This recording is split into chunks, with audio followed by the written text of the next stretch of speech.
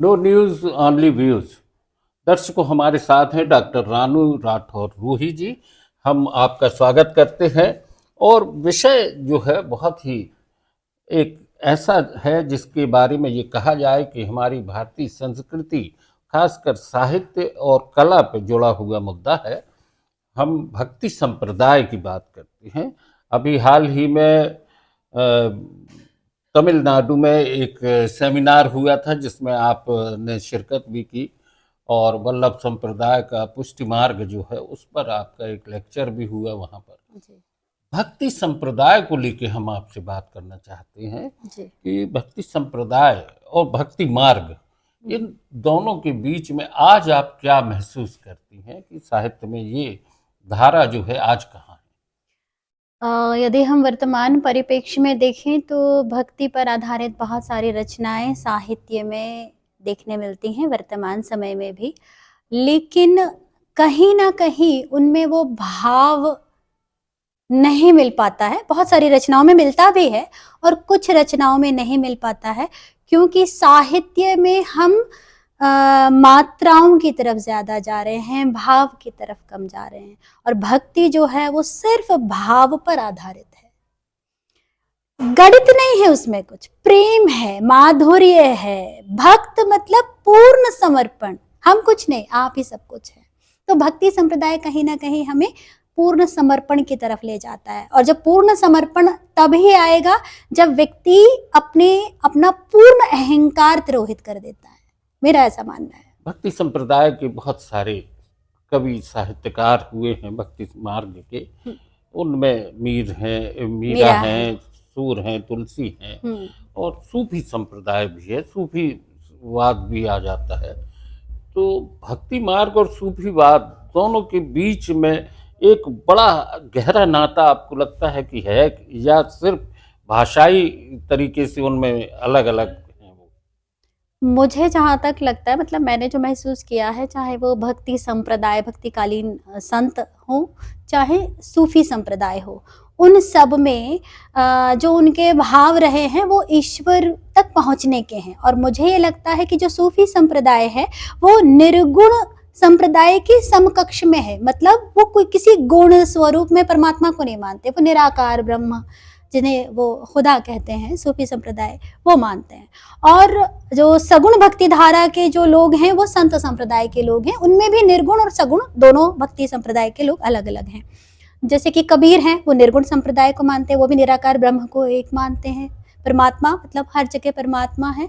और जो सगुण भक्ति धारा के हैं वो किसी स्वरूप को मानते हैं, मतलब हमने परमात्मा को किसी एक स्वरूप में मान लिया है। वो कृष्ण है, राम है, विष्णु है, शिव है, आदि शक्ति हैं, इन स्वरूपों में माना यानी है। मीरा जो है वो सगुण संप्रदाय से, हाँ, वो कृष्ण, हाँ, सगुण संप्रदाय की हैं और वो कृष्ण की भक्ति करती हैं। उन्होंने उस स्वरूप में ही अपना सर्वस्व न्यौछावर किया है। रसखान और जायसी ये, हाँ, ये निराकार ब्रह्म की उपासना हम कह सकते हैं, क्योंकि वो उस संप्रदाय के हैं। और भक्ति जहाँ तक है, भक्ति का जो अर्थ है एक्चुअली, यदि हम थोड़े से अंग्रेजी के शब्द भी प्रयोग कर सकते हैं यहाँ की, सोल्स हैं हम अलग नहीं हैं। जैसे कि आदि शंकराचार्य जी ने सातवीं आठवीं सदी में जो अद्वैत मत दिया था, निम्बकाचार्य जी ने, रामानुजाचार्य जी ने, वल्लभाचार्य जी ने, वल्लभाचार्य जी का ही पुष्टि मार्ग है। पुष्टि मार्ग से तात्पर्य है कि ईश्वर की कृपा जब तक नहीं होगी तब तक कोई व्यक्ति भक्ति कर ही नहीं सकता। बहुत असीम अनुकंपा परमेश्वर की जब होती है किसी व्यक्ति पे, तब ही वो भक्ति की तरफ मुड़ता है। नहीं तो व्यक्ति को एक छोटा सा हम प्रयोग करना बताते हैं कि जब आप कभी भोग लगाने जाते हैं ना परमेश्वर को, ईश्वर के सामने, तो सबसे पहले आपके मन में ये आता है कि मैं खाऊंगा। भगवान थोड़ी खाते हैं, ये भाव आता है। ये हम चढ़ा रहे हैं तो भगवान थोड़ी ले रहे हैं। लेकिन वो भाव क्या कह रहा है, मतलब आप अपने आप को अलग मान रहे हैं, ईश्वर को अलग मान रहे हैं। लेकिन यदि आप सचमुच उनसे जुड़ गए तो आपके मन में ये भाव आएगा कि नहीं, मेरे कृष्ण ही खाएंगे, मेरे राम ही खाएंगे, मेरे शिव ही खाएंगे, मेरी आदि शक्ति ही खाएंगे, इस भोग को ग्रहण करेंगे। तो ये भाव जब आ जाएगा कि सच में, एक बहुत अच्छी कथा आती है, एक बुजुर्ग महिला थी, वो जगन्नाथपुरी की एक कथा है। तो भगवान को जब बहुत 56 प्रकार के भोग लगे तो उनके मन में आया कि भगवान ने इतने सारे भोग खाए हैं, तो उनके इतना सारा खाना खाने भोजन करने के बाद उनके पेट में कोई परेशानी ना हो जाए। मतलब उनका भाव देखिए, ये जैसे बच्चा है, कृष्ण मेरे बच्चे हैं, जगन्नाथ स्वामी मेरे बच्चे हैं। तो उन्होंने रात को जब उन्होंने देखा कि मंदिर में 56 प्रकार के अनेकों भोग लगे हैं प्रभु को, तो उन्होंने कहा कि इनका पेट खराब ना हो जाए, तो उनने एक औषधि तैयार की वो माता ने, और वो औषधि अर्धरात्रि मतलब रात के 1-2 बज गया होगा, वो लेकर आई वहां पर, और उन्होंने बाहर से ही प्रभु से कहा कि हे प्रभु आपको परेशानी ना हो जाए, क्योंकि इतने सारे पकवान आपने खाए हैं। मतलब विश्वास देखिए, अखंड विश्वास, मतलब बाकी लोगों को कोई मतलब नहीं है। ठीक है, उन्होंने भोग लगाया और उन्होंने स्वतः ग्रहण कर लिया, प्रसाद के रूप में परमेश्वर का ग्रहण कर लिया, लेकिन उनका विश्वास देखिए कि इनको ऐसा हो जाएगा तो मैं वो औषधि लाती हूँ। उन्होंने नीम और जो भी औषधियाँ उनको लगती थी कि भाई प्रभु को देना चाहिए, तो वो अर्धरात्रि के समय उनके ले आई, और प्रभु इतने प्रसन्न हुए कि उन्होंने उसको ग्रहण भी किया। और कहा जाता है कि जगन्नाथपुरी में फिर वो औषधि का प्रचलन भी शुरू हुआ कि जब प्रभु को भोग लगता है 56 प्रकार का, तो वो थोड़ी सी औषधि भी उन्हें दी जाती है, क्योंकि प्रभु उनके भाव पे मुग्ध हो गए कि विश्वास। भक्ति में भाव की प्रमुखता है, और भाव जब आपके ईश्वर से जुड़ जाते हैं सगुण में या निर्गुण में, तो भक्ति अपने आप स्वरों को अंजाम दे देती है और वो स्वर सीधे परमात्मा से जुड़ जाते हैं। रानू जी, सबसे बड़ी बात होती है कि जब आप तमिलनाडु में ये कार्यशाला जो वर्कशॉप थी, अंतर्राष्ट्रीय सेमिनार, सेमिनार जो था, उसमें आप कितने तरह से लोग देश के अलग अलग हिस्सों से विद्वान आए होंगे?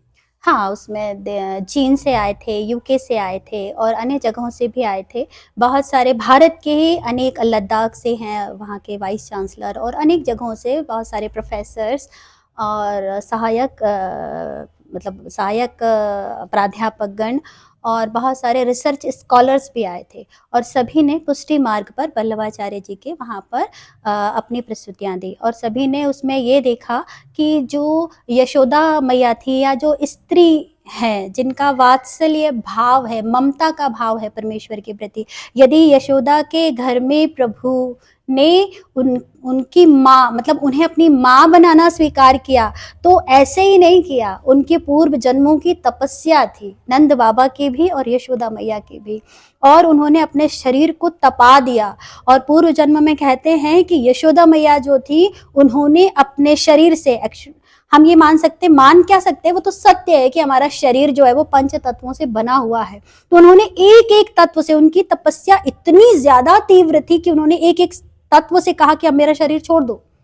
यशोदा मैया ने अपने पूर्व जन्म ने कहा कि हे जलदेव, मेरा शरीर छोड़ दो, और जलदेव ने उनका शरीर से प्रयाण कर लिया।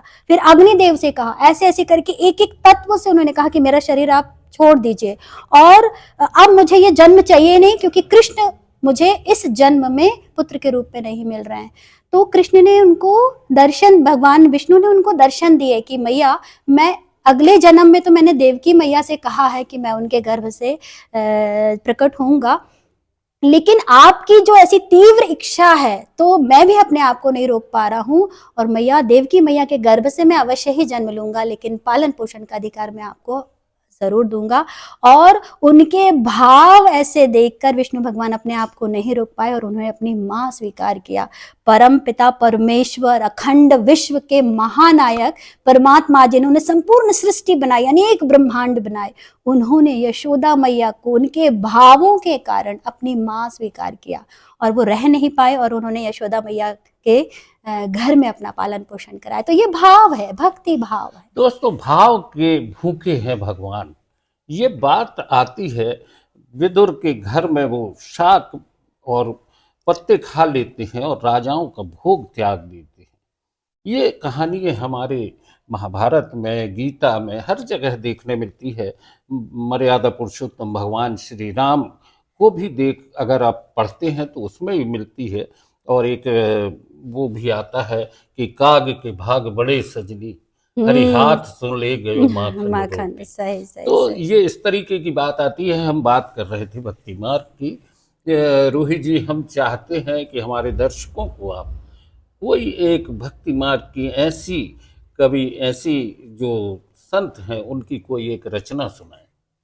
हाँ, बिल्कुल आपने सही कहा कि जो भक्ति मार्ग के संत हैं उनकी जो रचनाएं हैं वो भावों से परिपूर्ण हैं और उन्होंने भावों से ही परमेश्वर को प्राप्त करने का प्रयास किया है। और जैसे कि वल्लभाचार्य जी का पुष्टि मार्ग है, वो कहते हैं ईश्वर की कृपा, तो ईश्वर की कृपा ही थी मीरा पर, जो वो भक्त शिरोमणि कहलाई और संपूर्ण यश वैभव सब कुछ त्याग कर ईश्वर की शरण में गई, कृष्ण की शरण में गई। उनकी एक रचना मुझे बहुत पसंद है, वो मैं प्रस्तुत करती हूँ कि बंसीवारा आ जाओ हमारे देश, बंसीवारा आ जाओ आ जाओ आ जाओ हमारे देश, आओ आओ कह गया सावरा, कर गया कौल अनेक, गिनता गिनता घिस गए भारे, आंगुलिया रे रे, बंसीवारा आ जाओ आ जाओ आ जाओ हमारे देश। तो दोस्तों, ये भाव जब आते हैं, जब अपने आप से ईश्वर को इस तरीके से पुकारा जाता है कि मेरे देश में आ जा, बंसी वाले मेरे देश में आ जा, और फिर वो तार जुड़ जाते हैं परमपिता परमेश्वर से, अश्रुओं की धार बहने लगती है। वहीं अगर देखें तो प्रभु जी तुम चंदन हम पानी, जाकी अंग अंग बास समानी। संत रैदास, संत रविदास जी की बात कहें या संत सूरदास जी की बात कहें, ये सभी संत भक्ति मार्ग से जुड़े थे। रसखान की बात कहें या रहीम की बात कहें, आज जिस तरीके से भक्ति मार्ग की बात कर रहे हैं और जिस तरीके से समाज में देखने में आ रहा है, भक्ति एक आडंबर होती चली जा रही है, उसके पीछे वजह क्या है? उसके पीछे हम परमात्मा से सच में दूर हैं, इसलिए हम बाहरी आडंबरों में व्यस्त हैं। जिस दिन परमात्मा से कनेक्शन हो जाएगा, और वो सिर्फ तब होगा, देखिए मैं इस विषय में आपसे कुछ चर्चा करना चाहती हूँ कि जैसे आपको पता है 84 लाख योनियाँ हैं, व्यक्ति कर्म प्रधान है ये जीवात्मा, और जो कर्म करेगी उसको उसका फल मिलेगा। पशु योनि में परमात्मा उनको वो फल नहीं देता, मनुष्य योनि में देता है, क्योंकि पशु का धर्म क्या है? भोजन करना, वो कभी जोड़ के नहीं रखता है। चिड़िया इकट्ठा एक बोरी अनाज इकट्ठा नहीं करती, वो तो प्रतिदिन जाती है, इतना सा जल पी लेती है, 4 दाने खा लेती है और उसका जीवन यापन हो जाता है। परमात्मा उसके लिए भी व्यवस्था करता है। मनुष्य जो है वो आज नहीं, आज से आने वाले समय के लिए व्यवस्थाएं करता है, और यही माया है। पशुओं को माया, उनको कोई लेना देना ही नहीं है। हम माया में इतने ज्यादा मोह ग्रसित हो जाते हैं कि हम ईश्वर को भूल जाते हैं, और ईश्वर एक्चुअल में बाहर नहीं है, वो हम प्रतिमा के रूप में उन्हें मानते हैं, वो आपके हृदय में है। ईश्वर आपके अंदर ही है। वो कैसे है? पंच तत्वों के रूप में। यदि आपके शरीर में जल ना हो, अग्नि ना हो, तो क्या आपका जीवन संभव है? क्योंकि 70% आपके शरीर में जल है। एक तत्व की भी कमी यदि हो जाएगी तो आपका शरीर सर्वाइव ही नहीं कर सकता। तो ईश्वर है, आपके अंदर है। और दूसरी बात, फिर आदि शक्ति महामाया कुंडलिनी शक्ति के रूप में आपके शरीर में विराजती हैं, और शिव रूप में जो 2 नाड़ियां हैं ना, इड़ा और पिंगला, जब वो सहस्त्रार चक्र में जुड़ती हैं, वो लाखों करोड़ों में से किसी एक पर ईश्वर की जब कृपा हो जाती है, तो वो उनकी कुंडलिनी शक्ति, महामायादि शक्ति जागृत होती है, और उनका जो कनेक्शन है वो ईश्वर से जुड़ जाता है। कनेक्शन ईश्वर से जोड़ने का तात्पर्य है, हम बाहर देखना चाह रहे हैं, हमें अपनी दृष्टि को अंतर्दृष्टि बनाना है। अपने अंदर देखना है कि ईश्वर है क्या। तो हम यदि जप करते हैं, ईश्वर का नाम स्मरण करते हैं, ध्यान करते हैं, तो ईश्वर हमें अपने ही अंदर मिलता है, फिर हमें बाहर देखने की आवश्यकता नहीं होती।